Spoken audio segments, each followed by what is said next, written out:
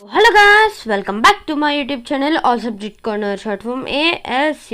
So ఇవాళ మన topic ఏమనుకున్నారా, section 2A of right to information act, RTI act. So మీకు కామన్ థింగ్ ఏంటో చెప్పనా, ప్రతి యాక్ట్లోనూ సెకండ్ సెక్షన్ అనేది మనకి ఖచ్చితంగా మీనింగ్స్ గురించి ఇంకా డెఫినేషన్స్ అయితే ఉంటాయన్నమాట. ఇప్పుడు RTI act section 2 of A ఏంటో చూద్దాం. అది మనకి అప్రాపరియేట్ గవర్నమెంట్ గురించి అయితే చెప్తుంది. అప్రాపరియేట్ గవర్నమెంట్ అంటే means in relation to a public authority which is established. అంటే ఏదైనా పబ్లిక్ అథారిటీకి రిలేషన్తో ఉందన్నమాట అప్రాపరియేట్ గవర్నమెంట్ అంతే. విచ్ ఈజ్ ఎస్టాబ్లిష్డ్ లేదంటే కాన్స్టిట్యూటెడ్ లేదంటే ఓన్డ్ లేదంటే control or substantially financed by funds provided directly or indirectly. అంటే ఇవనేవి ఎలాగొస్తే అప్రాపరియేట్ గవర్నమెంట్ ఫండ్స్ అనేవి డైరెక్ట్లీ కన్నా ఇండైరెక్ట్లీ కన్నా రావాలి, కాన్స్టిట్యూటెడ్ అయ్యన్నా ఉండాలి, ఓన్ అయ్యి ఉండాలి, కంట్రోల్డ్ అన్నా అయి ఉండాలి, ఎస్టాబ్లిష్ అన్నా చేసి ఉండాలి.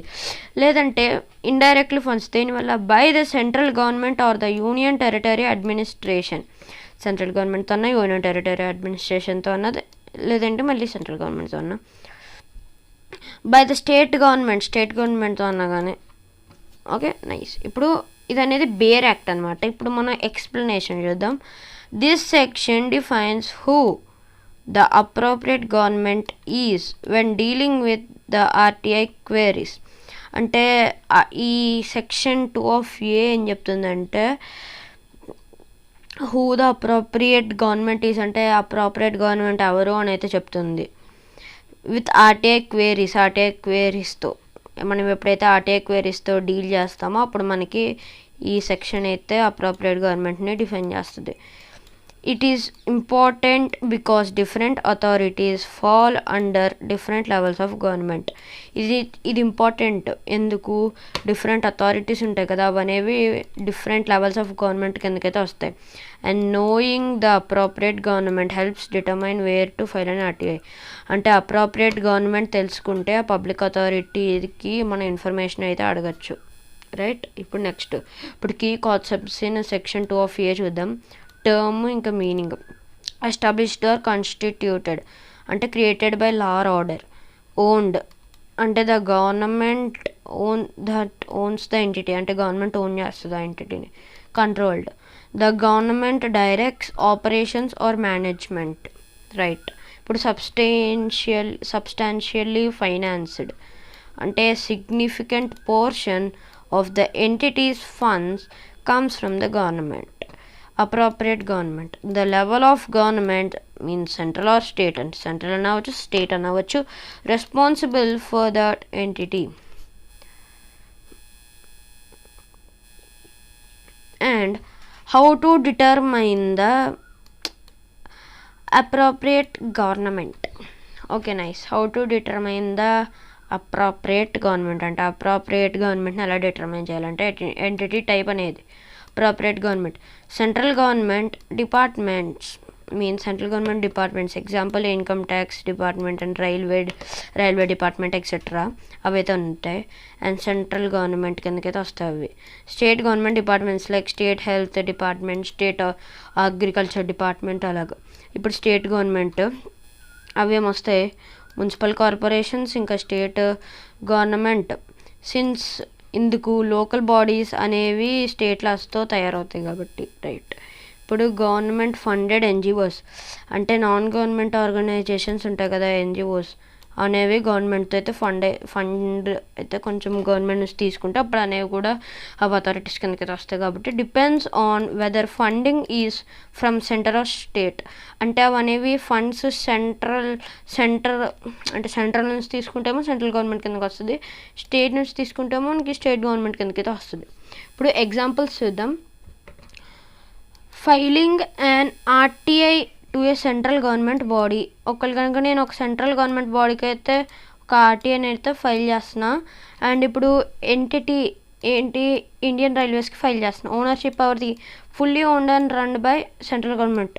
అంటే రైల్వేస్ అనేది సెంట్రల్ గవర్నమెంట్ అయితే రన్ అవుద్ది, ఇంకా అదే ఓన్ చేస్తుంది. అండ్ ఇప్పుడు అప్రోప్రియేట్ గవర్నమెంట్ ఏమో మనకి సెంట్రల్ గవర్నమెంట్ ఎందుకంటే ఓన్ చేస్తుంది, రన్ చేస్తుంది. సో రైట్, అంటే మనం file RTI to central public information officer సిపిఐఓకి మనమైతే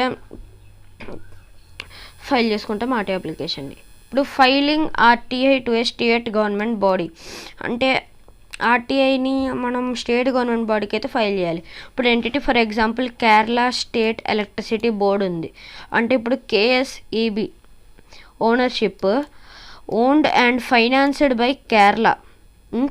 ఇప్పుడు గవర్నమెంట్ అప్రోప్రియేట్ గవర్నమెంట్ అంటే ఓనర్షిప్ ఏంటి కేరళ గవర్నమెంట్ తోటి అవుతుంది. అప్రోప్రియేట్ గవర్నమెంట్ వచ్చే స్టేట్ గవర్నమెంట్ ఆఫ్ కేరళ. అంటే మనం file RTI file RTI to ఎవరికి state public information officer SPIO. ఇప్పుడు ఎగ్జాంపుల్ 3 చూద్దాం. ఎన్జిఓ రిసీవింగ్ గవర్నమెంట్ ఫండింగ్ అంటే ఎన్జిఓ రిసీవింగ్ గవర్నమెంట్ ఫండింగ్ అంటే అది అనేది ఒకవేళ కనుక 80% of its from the Maharashtra government నుంచి తీసుకుంటుంది. అంటే financing substantially financed by the state ఎందుకంటే మహారాష్ట్ర గవర్నమెంట్ అనేది ఒక స్టేట్ గవర్నమెంట్. అండ్ ఇప్పుడు అప్రోప్రియేట్ గవర్నమెంట్ చూద్దాం. అది అనేది state government of Maharashtra. RTI applicability as under RTI this NGO is a public authority. And మనమైతే ఇక్కడ ఎస్పీఐఓకి అయితే పెట్టుకోవాలన్నమాట. అండ్ ఇప్పుడు లీగల్ ఇంపార్టెన్స్ ఏంటో చూద్దాం. Knowing the correct appropriate government is critical to file the RTI application to the correct officer అంటే RTI అప్లికేషన్ని correct ఆఫీసర్కి మనం ఫైల్ చేస్తున్నామా లేదా అంటే స్టేట్ దగ్గర సెంట్రల్ దగ్గర అలాగా. Ensure your application is not rejected for jurisdictional reasons అంటే జ్యూరిడిక్షనల్ రీజన్స్తో రిజెక్ట్ అవ్వలేదు అని చెప్పి ఎన్ష్యూర్ చేసుకుంటూ ఉండాలి. అండ్ ఇంక ఇది helps in fixing accountability based on the government that funds or controls the institutions అంటే ఇప్పుడు హెల్ప్స్ ఇన్ ఫిక్సింగ్ అంటే అకౌంటబిలిటీని ఎక్కువ చేయడం ఇంకా బేస్డ్ ఆన్ ద గవర్నమెంట్ అంటే గవర్నమెంట్ మీద అనేది బేస్ అయింది. అది ఫండ్స్తో అది ఏ గవర్నమెంట్ ఫండ్స్ని ఇస్తుంది సెంట్రల్ గవర్నమెంటా లేదంటే స్టేట్ గవర్నమెంటా ఏంటి అని చెప్పి దాన్ని బట్టి మనం సిపిఐఓ కన్నా ఎస్పీఐఓ కన్నా కానీ పెట్టుకోవచ్చు అనమాట. అది ఇప్పుడు కన్క్లూజన్ ఏంటో చూద్దాం. అసలు Section 2 of the RTI Act is a foundational clause అంటే ఆర్టీఐ యాక్ట్ 2005 ఉంది కదా అందులో ఉన్న సెక్షన్ 2 of A అనేది ఒక ఫౌండేషనల్ క్లాజ్ అనమాట. That tells us where to direct our RTI application based on whether an entity falls under central or state government. అంటే ఇది మనకి ఏం చెప్తుందంటే ఆ పబ్లిక్ అథారిటీ స్టేట్ గవర్నమెంట్లో కిందకు వస్తుందా లేదంటే సెంట్రల్ గవర్నమెంట్ కిందకు వస్తుందా అని చెప్పి మనకైతే క్లారిటీని అయితే ఇస్తుంది అనమాట. Okay nice. ఇప్పుడు this ensures the decentralised and effective application of RTI అంటే ఇది అనేది మనకి డీసెంట్రలైజ్డ్ ఇంకా ఎఫెక్టివ్ అప్లికేషన్ ఆఫ్ ఆర్టీఐని పెట్టుకోవడానికి అయితే మనకైతే ఎన్ష్యూర్ చేస్తుంది. And allowing citizens to seek information from A wide range of public institutions అంటే సిటిజన్స్కి అయితే బాగా ఇన్ఫర్మేషన్ని సీక్ చేయడానికి వైడ్ రేంజ్లో అయితే ఇదైతే ఉపయోగపడుతుంది. సో ఇది అనేది ద ఎండ్ అనమాట. సో ఈ వీడియో అనేది ఇంకెక్కడితో ఎండ్ చేస్తున్నాను వీడియోని. And if you like this video please like share and subscribe. Bye.